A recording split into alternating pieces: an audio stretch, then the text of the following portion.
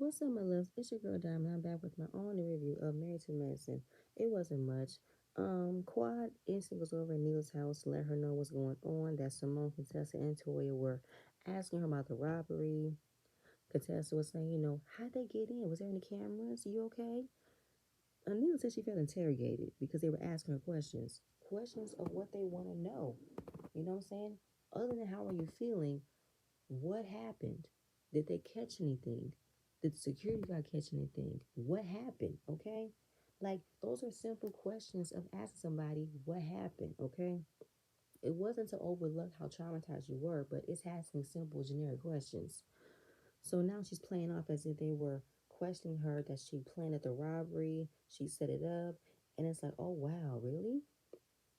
Wow, that's crazy. This and that. And Quad made it no better by saying how, Toya was the one who did this and did that. And now Anila is second guessing of being a part of this group, how smart, educated women would accuse me of staging a robbery, traumatize my kids. Do you not know how many people will fake a story like that for less? Like, people will do crazy things for attention. You will not believe it. So this is nothing new to be like, for real, Anila, you can miss me. And Quad talks about how she's shifting the narrative off for her because Quad keeps on saying that it's in the Atlanta streets that Toya is sleeping on her husband, okay? And Anila expected for Toya to reach out to her. I said, how? When? Where? In the beginning of the season, you guys were supposed to be rebuilding your friendship, but it didn't turn out that way. Anila with the U-Haul joke, and then the rumor, and now blaming Toya about the robbery. I don't know where would you think that Toya would find in her heart to to call you and say, how are you feeling? How are you doing? When nobody has done that to her after what happened at Quad's house with Audra. Ain't nobody coming and check on Toya how she's feeling about this rumor. So why would you think she called you? You can miss me with that, okay?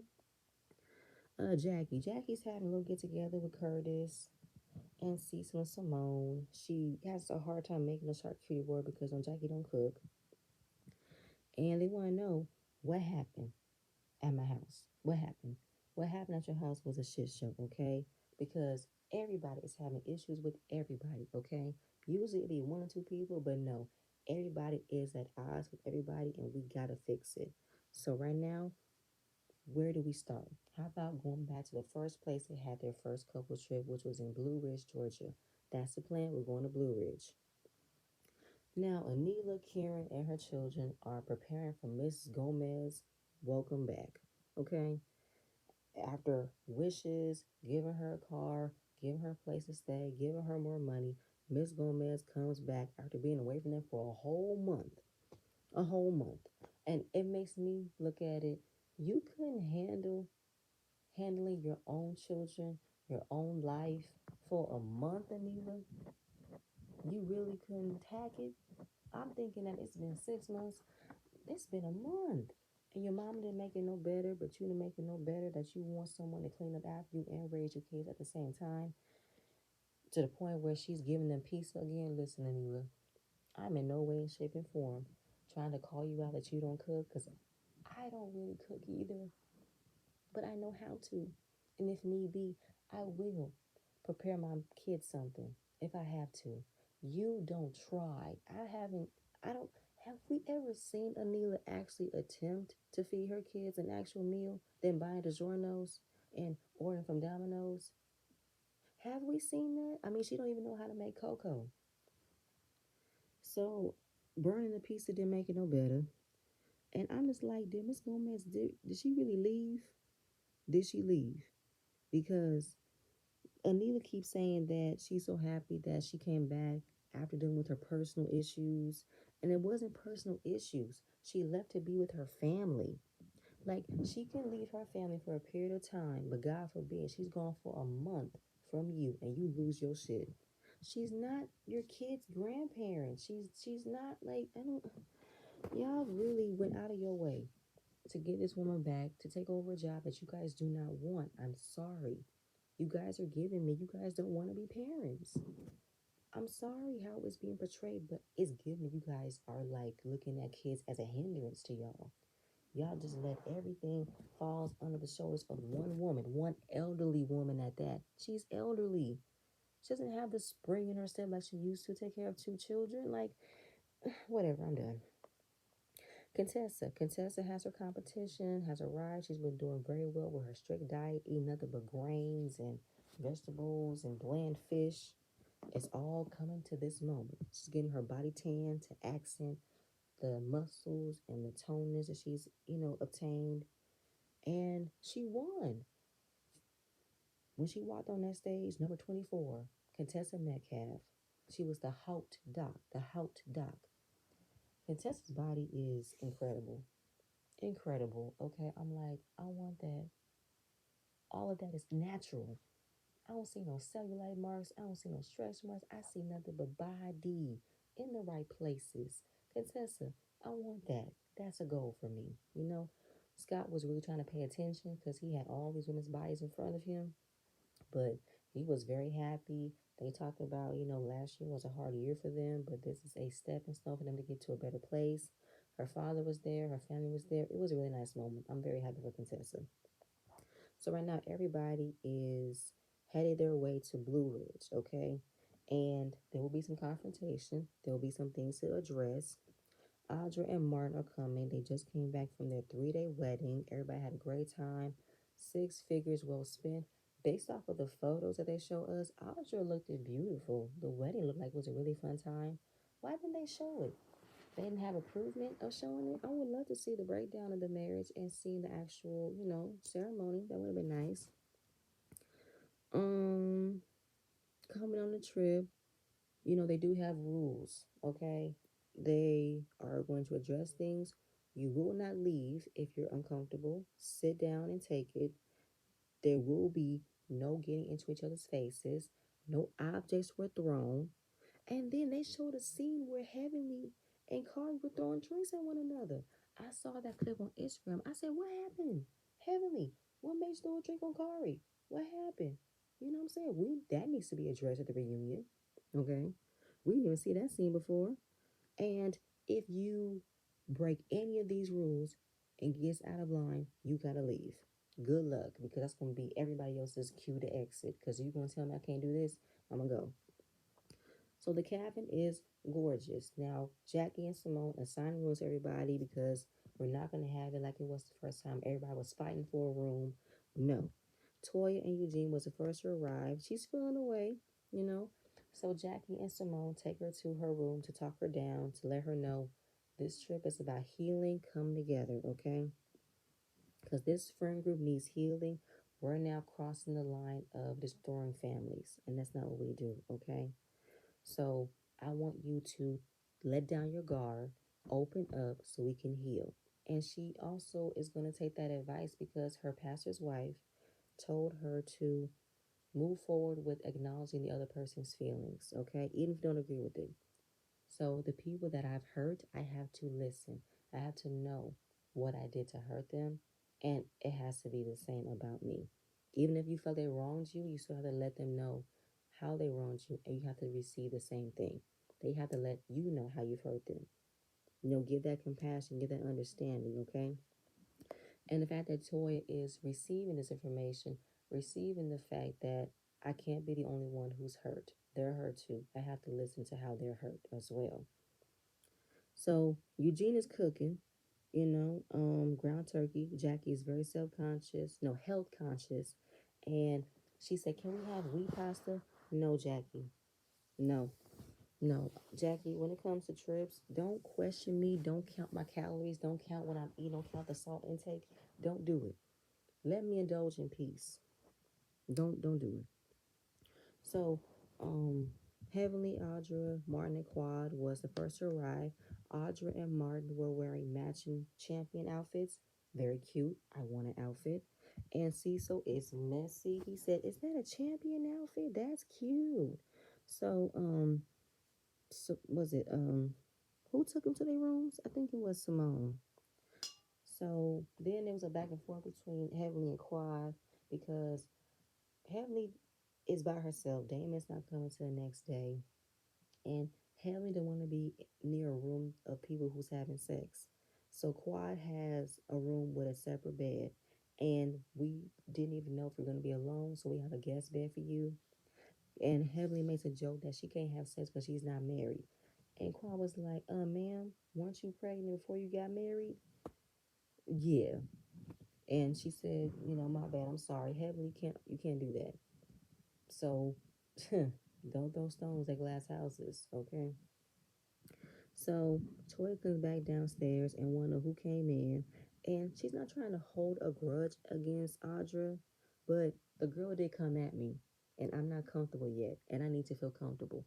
And Toy is well within her right to feel how she feels because Audra did come at her, bucking her chest, shaking her head, calling her a bitch, all this and that. So, yes, Toya has every right to reserve her space until she's comfortable.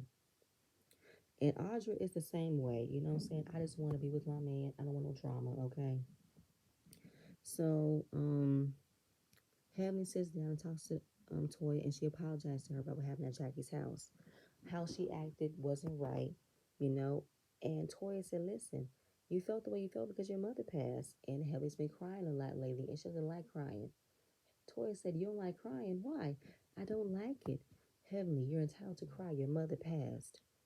But, it made Toya emotional because she said, if you don't have compassion for someone who just lost a parent, you're an asshole. So all I can do is give her compassion because she understands how Heavenly reacted. And Heavenly said, no matter how I reacted, there was no excuse, but come on, Heavenly. When it comes down to dealing with grief, people deal with grief differently. There is no right way. There is no way of saying, well, we know what she's going through. Nobody really knows how a person goes through to deal with grief. But we know where it can come from. And all we can do is say, you know what, she's going through a lot. I can't say nothing. I wouldn't do. I can't say anything. But I'm happy that Heavenly apologized for it. But at the same point in time, she can apologize for it and then the next day dog the shit out of somebody the next day. Like, sorry. So, Audra brought her fertility doll to give her good energy. She has her sage. She also brought a whole bunch of pregnancy tests. They were celebrating the entire month of December, so that way their first time being married and consummating their marriage will be magical. So they've been trying for a baby now, and hopefully it's good news.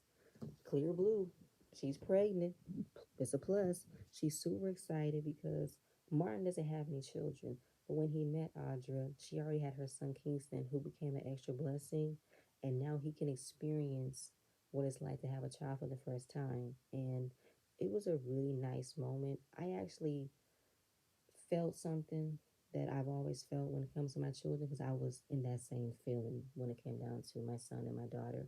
When we were trying for my daughter and that two lines appeared on that stick, I was like, oh my God, we're pregnant. Oh my God. I was just like that. Was just like Audra. And I was like, oh my God, there's something inside of me. There's a baby in there that we created. Oh my God, our family's gonna be complete. So it teared me up with that. And it made me like Audra even more. Like I didn't have a problem with Audra. It's just that her beef with Toya made me like, eh. But Audra really wasn't a bother to me. I liked her just from that point. And I think that Audra is a really nice addition. And I think we all knew from the pitch that Audra was pregnant, but we had to see the pregnancy test results. I don't think we've ever seen the pregnancy test results on the show before, have we? But it was a nice moment. I liked it. So Toya says she wants to go to a nudist camp and she walks around in the nude. And Eugenia's like, yes, she does. And I'm like, wow, that's so weird. Even to the point where Toya is butt ass naked next to her girlfriend in the house. I'm just like, what? Like Toya said, God created all of me and I love all of me. I'm like, hey, Toya, do you? I ain't got nothing against doing nudist camp. I love it, okay? So it was the end of the episode, and Anila walks in. Toya's energy is down.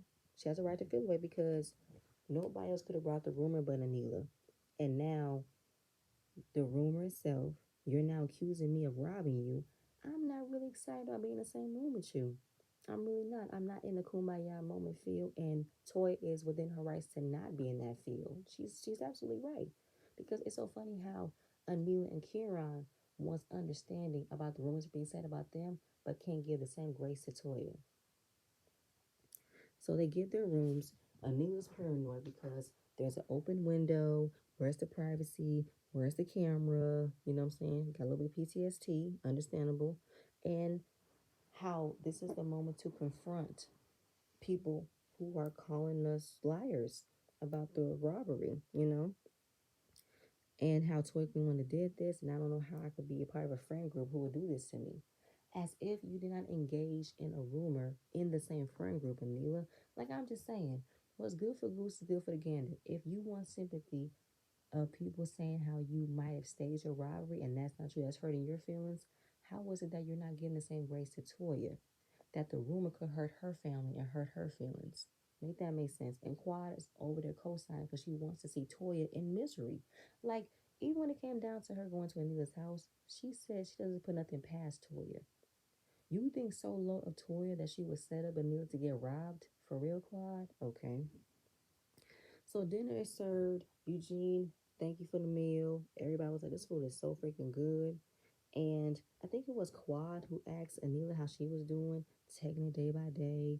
She didn't leave her home for 2 weeks. Her daughter's having nightmares. Toya extends a sorry to her. I'm so sorry that happened to your children. But before she can even finish, Anila cuts her off and say, I want to know, does anybody else believe that this was a setup? Quiet. Toya said, girl, I don't know what you would do. I don't know you. And that's where it ended, right then and there. And based off of what Toya's been feeling about the rumor, I don't even know you at this point. I don't know what you would do. And I feel like Toya was in her rights to feel like that. As much as she apologized to you about what you're going through, I didn't hear an apology back about what she's going through in her marriage. So the next episode, we're gonna, you know, get to the nitty gritty again. And that's it. That's all I have. Please stay tuned for the next video, and I'm gonna see you guys later. Bye.